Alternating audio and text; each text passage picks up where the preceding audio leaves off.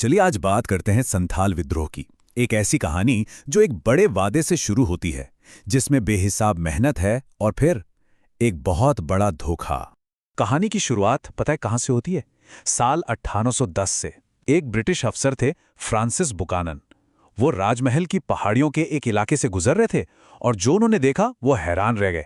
जमीन ताजा ताजा जोती हुई, हर तरफ मेहनत और तरक्की के निशान।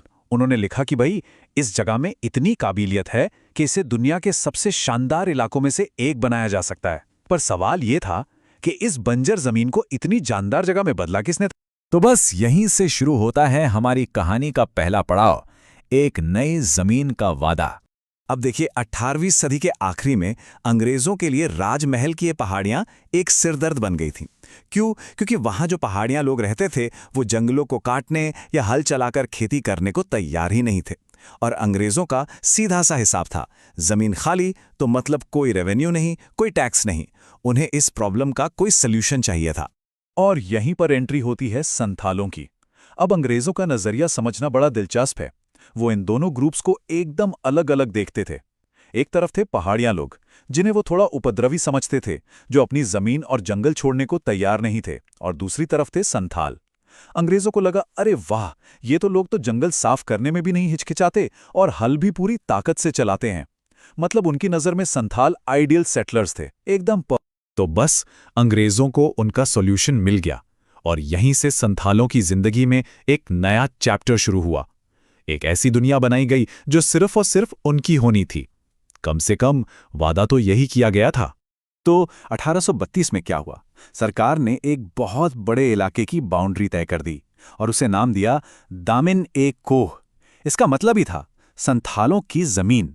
शर्त भी सीधी थी, संथाल यहां बसें, हल चलाकर खेती करें और 10 साल के अंदर अंदर कम से कम 10वें हिस्से की जमीन पर खेती शुरू कर दें। और संथालों ने, उन्होंने तो कमाल ही कर दिया। उनकी मेहनत का नतीजा ये हुआ कि बस्तियां इतनी तेजी से बढ़ीं कि देखने वाले हैरान रह गए। आप सोचिए जरा, 1838 में जहां सिर्फ 40 संथाल गांव थे, वहीं 1851 तक, मतलब सिर्फ 13 साल में 1473 गांव बस चुके थे। ये कोई छोटा मोटा बदलाव नहीं था। सिर्फ गांव ही नहीं, लोगों की आबादी भी जबरदस्त तरीके से बढ़ी। जहां पहले सिर्फ 3000 संथाल थे, अब उनकी आबादी 82,000 को पार कर गई थी। उन्होंने सचमुच उस बंजर जमीन में एक नई जान फूंक दी थी। देखिए, संथालों के लिए ये दामिने को सिर्फ जमीन नहीं थी, ये एक सपने के सच होने जैसा था।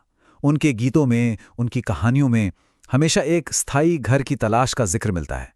उन्हें लगा कि आखिरकार उनकी वो सदियों पुरानी यात्रा अब खत्म हो गई है, उन्हें अपना घर मिल गया है। पर जैसा कि अक्सर होता है, ये सुनहरा सपना ज्यादा लंबा नहीं चला।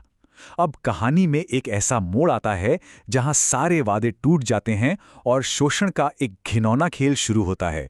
विडंबना देखिए, जिस जमीन को संथालों ने अपने खून पसीने से सींचा था, वही जमीन अब उनके हाथों से रेत की तरह फिसल रही थी। उन्हें बहुत जल्द ये एहसास हो गया कि ये कोई वादा नहीं था, बल्कि एक जाल था। असल में संथालों पर 3 तरफ से हमला हो रहा था। सबसे पहले तो सरकार, जिसने जमीन पर भारी भरकम टैक्स लगा दिए। फिर आए साहूकार, जिन्हें संथाल दिकू यानी बाहरी लोग कहते थे। ये लोग कर्ज पर इतना ज्यादा ब्याज लेते थे कि पूछिए मत। और तीसरे थे जमींदार, जो अचानक से आकर दामिने कोह की जमीन पर अपना हक जताने लगे। और ये एक ऐसा चक्रव्यूह था जिससे बाहर निकलना लगभग नामुमकिन था। सोचिए, होता क्या था? सरकार का टैक्स चुकाने के लिए संथाल साहूकार से कर्ज लेते। साहूकार का ब्याज इतना ज्यादा होता कि वो कर्ज कभी चुकता ही नहीं था। और नतीजा, साहूकार उनकी जमीन पर ही कब्जा कर लेता। वो जमीन जिसके लिए उन्होंने अपना सब कुछ लगा दिया, बस एक कागज पर अंगूठा लगवाकर उनसे छीन ली जाती थी। तो जब पानी सिर से ऊपर चला गया, जब शोषण की सारी हदें पार हो गईं, तब संथालों ने फैसला किया। उन्होंने तय किया कि अब अपना हक छीन कर लेना होगा और इसके लिए हथियार उठाने पड़ेंगे। हाँ, ये विद्रोह कोई एक दिन में नहीं हुआ। दशकों का गुस्सा, दशकों का शोषण इकट्ठा हो रहा था।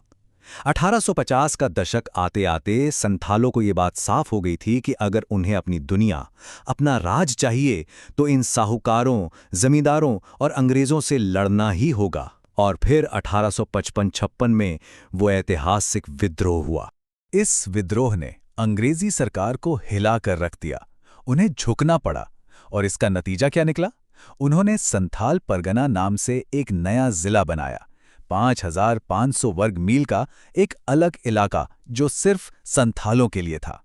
अंग्रेजों ने सोचा कि एक अलग जमीन और कुछ खास कानून बनाकर वो संथालों को शांत कर देंगे, ताकि ऐसा विद्रोह दोबारा कभी ना हो। लेकिन यहाँ एक बड़ा सवाल खड़ा होता है। संथालों को एक नया इलाका तो मिल गया, पर क्या ये उस दुनिया की भरपाई कर पाया जो उन्होंने खोदी थी? क्या कागज पर एक नया जिला बना देने से वो धोखा, वो टूटा हुआ वादा मिट सकता था? ये एक ऐसा सवाल है जो उस कहानी के साथ आज भी जिंदा